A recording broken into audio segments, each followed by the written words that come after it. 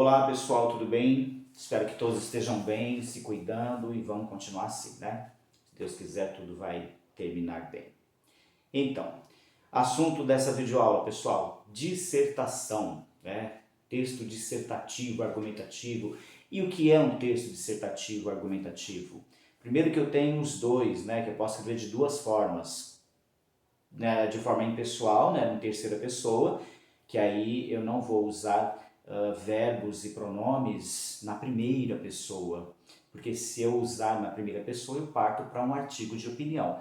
Lembrando que o artigo de opinião também é um texto dissertativo argumentativo, tá? Desde que ele se enquadre aí em algumas regras e que você respeite algumas regras, tipo sem emocionalismos, sem palavras de baixo calão, sem achismos, né? Tanto na dissertação em terceira pessoa, que aí vai ser de forma coletiva, que ambos os dois textos, tipos textuais, aí, tanto a dissertação argumentativa quanto o artigo de opinião, que também é argumentativo, a diferença é no foco, né, no discurso, né? Um está em terceira pessoa, o outro está em primeira pessoa. Mas em ambos eu vou colocar a minha forma de pensar, a minha reflexão, em ambos eu vou defender uma ideia, né, uma tese. Então tem lá o tema que foi passado, eu vou escrever sobre aquele tema, eu vou ter uma ideia sobre aquele tema e eu vou colocar a minha ideia sobre aquele tema, né? Eu vou escrever sobre ela.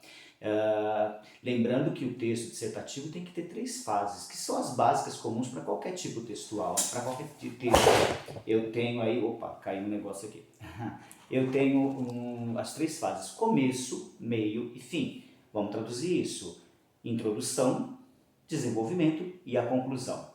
E isso eu também vou ter no meu artigo de opinião, tá? Os dois vão ser aí textos que tem que respeitar essas três fases, como qualquer tipo textual, né? Uma narrativa também é assim. Eu tenho começo, tenho desenvolvimento e tenho aí a conclusão, o fechamento aí da história.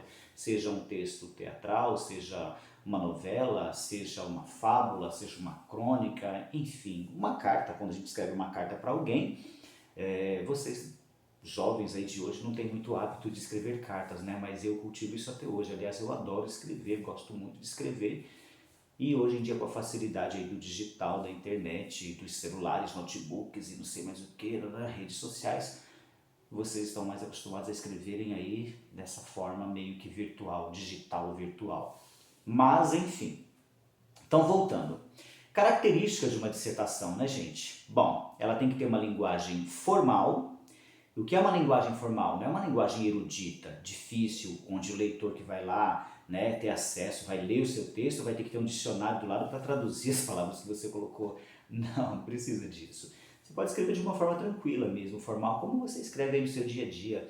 Porém, respeitando algumas regras. Em uma dissertação, gente, eu jamais falo palavrões, que são as palavras de baixo calão. Vamos falar um pouquinho de estrangeirismos, vamos falar um pouquinho de regionalismo, neologismo, estrangeirismos, palavras, né, de outras culturas, de outros países, regionalismos, palavras, termos aí de outra região do país, né, que aquelas pessoas utilizam bastante aquilo porque ela nasceu lá, foi criada, foi inventada, foi inserida na cultura, no vocabulário deles. A gente até utiliza, mas são regionais. De onde é oxente, de onde que é baguete, de onde que é... Olha, uma é do Nordeste, outra do Sul, outra do Rio de Janeiro, São Paulo, que é Sudeste, né? Rio, São Paulo, Minas, Espírito Santo, região Sudeste. Enfim, isso é regionalismo. Não é que a gente não use, mas elas nasceram naqueles lugares, então são consideradas regionalismos. E os neologismos são os termos novos, as palavras novas que a gente acaba inventando aí, né? Ou vem de um gueto, vem de uma cultura, vem de um acontecimento, começa a ser pronunciada muito, muito, muito, muito, até que chega um momento que essa palavra acaba sendo conhecida aí por uma quantidade boa, né, de pessoas de uma cidade, de um estado, de um país, enfim, acaba sendo inserida no vocabulário. Isso é neologismo. Lembrando que tudo isso tem que ser utilizado entre aspas, e quando você vai usar, você vai explicar por que você está usando isso, tá? Na dissertação. Vamos falar um pouquinho sobre o tema de uma dissertação. Sobre o que eu posso escrever numa dissertação? Gente, só lembrando que dissertação não é narração. Então, vão ser fatos reais. Então, vão ser fatos, pode ser, sei lá, político, política, economia, saúde, cultura, comportamento, sobre o que você vai escrever. São esses os temas que você pode escrever sua dissertação, tá? Então, lembrando que são sempre reais, factuais, né? E quando eu vou escrever sobre isso, eu tenho que lembrar que eu vou argumentar sobre isso. Se eu vou colocar uma ideia e já vou lançar essa ideia na minha introdução, eu vou ter que me pautar. Como que eu vou me pautar? Eu vou ter argumentos sobre aquilo que eu vou usar no meu desenvolvimento, na parte central do texto, né?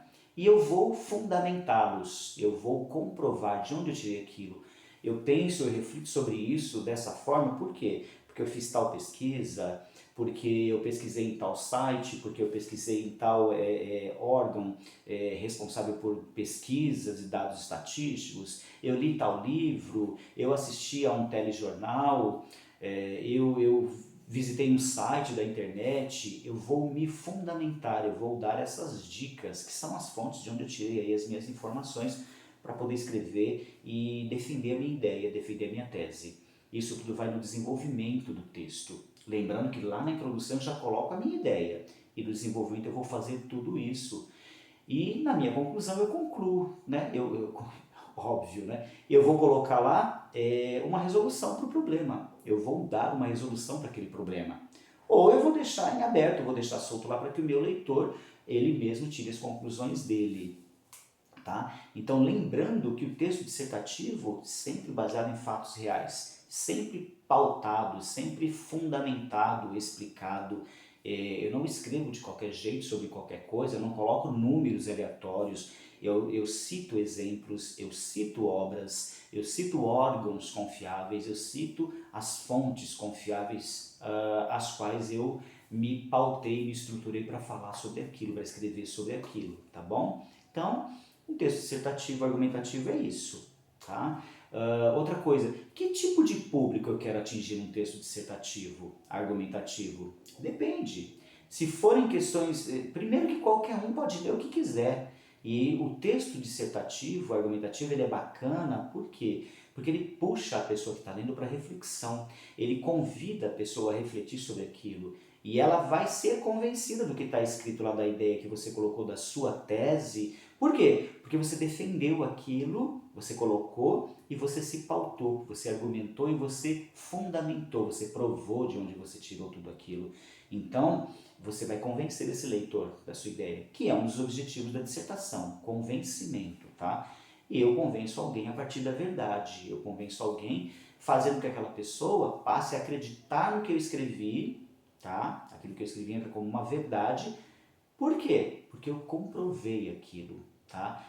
Esse tipo textual, gente, ele vai perseguir vocês na faculdade, na vida, o tempo todo. Aliás, concurso público, vestibular, alguns até processos seletivos de empresas boas estão pedindo dissertações, tá? Por quê? O tipo de dissertação, o tipo dissertativo argumentativo, ele é completo, ele mostra quem você é, ele mostra o que você pensa, como você pensa aquilo, como você reflete sobre aquilo, o que você acredita que pode ser feito para se resolver aquilo, se for uma crítica, né? Sei lá. Lembrando que também pode ser um elogio. Tudo pode ser um elogio ou uma crítica, depende muito do viés que você vai seguir, depende muito da ideia, da tese que você quer defender sobre aquilo, tá bom? Então, o público pode ser qualquer um. Agora, se for, por exemplo, um tema específico de uma área, quem vai mais ler aquele texto serão pessoas que estão voltadas àquela área, que estão inseridas naquele contexto, tá? Mas qualquer um pode ler o seu texto, pode ler o nosso texto, tá bom? O que mais pode ser falado? Quanto ao vocabulário, já falei, leve, formal, sem uso de palavras de baixo calão, tá? Tudo que você usar de diferente, você vai pôr entre aspas, inclusive as citações que você fizer. E o que são as citações? Por exemplo, quero citar uma obra que eu li. Na narrativa, a gente vai chamar isso de intertextualidade. Então tem lá a historinha, da Chapeuzinho Vermelho que não sei o que. E aí na historinha da Chapeuzinho Vermelho eu coloco a história dos 3 porquinhos lá e a casa lá que é derrubada. Isso é intertextualidade. Na dissertação, num texto dissertativo argumentativo, quando eu cito obras, cito fontes, isso se chama citações. E aí quando eu faço uma citação palpável, né, verídica, confiável, né, principalmente aquelas que são conhecidas por todo mundo, isso dá uma veracidade incrível ao meu texto e vai fazer com que o leitor acredite muito mais no que eu estou escrevendo e como eu penso sobre aquilo, tá bom? Então, gente, dicas de dissertação é isso, tá?